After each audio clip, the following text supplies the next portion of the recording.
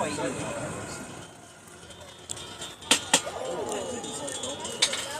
Pretty fast. And I'm going to make a leaf out of this.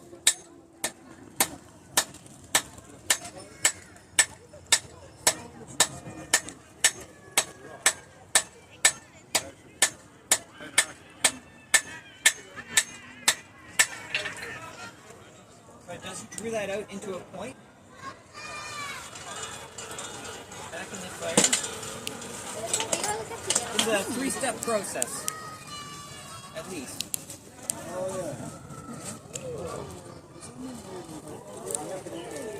Arrowheads. There we go. Start with a square point. We're going to neck it down to separate the leaf from the stem.